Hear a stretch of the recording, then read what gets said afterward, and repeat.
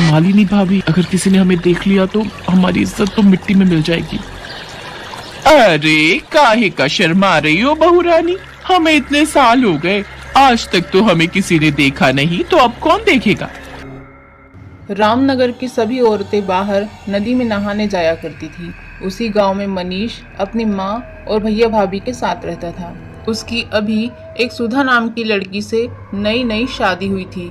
अगली सुबह ए नई बहू, सोकर उठी नहीं क्या? स्नान के लिए नदी पर जाना है। बड़ी भाभी, नहाने के लिए नदी पर? हाँ सुधा, इस गांव में औरतें खुले में ही नहाती हैं, और वैसे भी गांव के लोगों को पता है कि जिस समय गांव की औरतें नदी पर नहाने जाती हैं, उस समय गांव के मर्द नदी के आसपास भी नहीं फटकते। अच्छा, अब देर मत करो, हम जल्दी से नहाकर आ जाएंगे। मालिनी और सुधा नदी पर नहाने के लिए जाती है। वहाँ और भी बहुत सारी औरतें नहा रही होती है। ये देखकर सुधा को बहुत अजीब लगता है। मालिनी भाभी, अगर किसी ने हमें देख लिया तो हमारी इज्जत तो मिट्टी में मिल जाएगी। अरे काहे का शर्मा रही हो बहू रानी, हमें इतने साल हो गए, आज तक तो हमें किसी ने देखा नहीं, तो अब कौन देखेगा। चौधरी साहब से सब डरते हैं, इसलिए नदी किनारे कोई मर्द नहीं आता, सिर्फ औरतें ही नहाती हैं। मजबूरन सुधा को उन औरतों के साथ खुले में नहाना पड़ता है।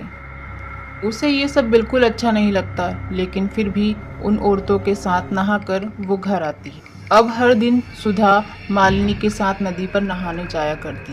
धीरे धीरे अब उसे भी लगने लगा था कि सच में यहाँ पर हम औरतों के अलावा कोई आता जाता नहीं है। पर एक दिन जब वो सभी बहुएं नदी पर नहा रही होती है, तो सुधा को पेड़ के पीछे कुछ दिखाई देता है। मालिनी भाभी, लग रहा है कोई हमें देख रहा है।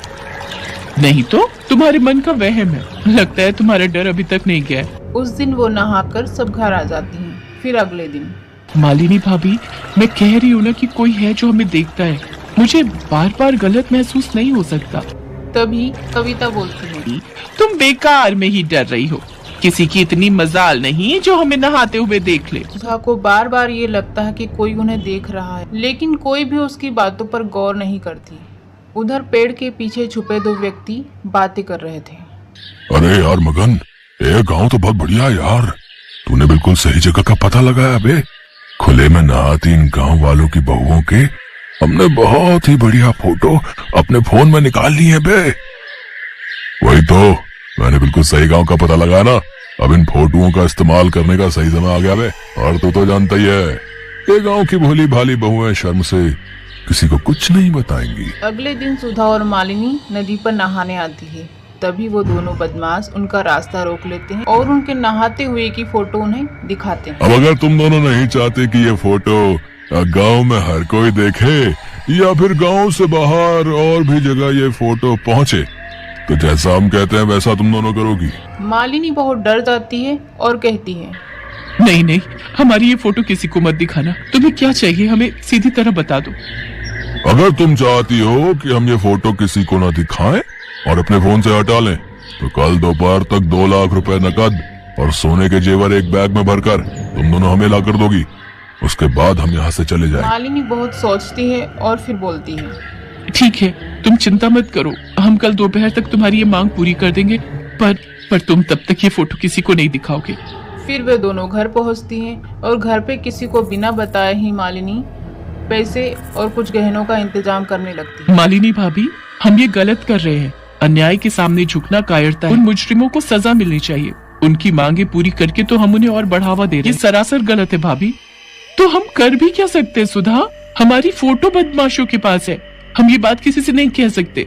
बदमाश हमारी फोटो हर जगह दिखा देंगे। लेकिन सुधा मालिनी को बिना बताए ही पुलिस स्टेशन पहुंच जाती है और वहां की लेडी ऑफिसर को पूरी बात बताती है।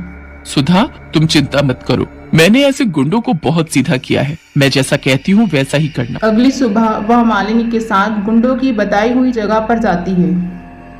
वो दोनों गुंडे जैसे ही उनके पास आते हैं तो वहाँ पुलिस भी आ जाती है। पकड़ लो इन गुंडों को।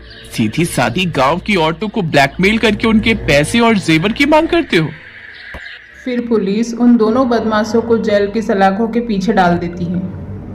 ये बात गांव के मुखिया को पता चलती है तो वह बोलता है, मैंने कभी इस ओर ध्यान ही नहीं दिया कि हमारी बहू बेटियों को किस चीज की सबसे ज्यादा जरूरत है। मैं वादा करता हूँ इस गांव में हर घर में गुसल खाना होगा ताकि फिर कभी किसी बहू बेटी के साथ ऐसा ना हो। इस तरह की कहानियों के लिए आप हमारे चैनल को लाइक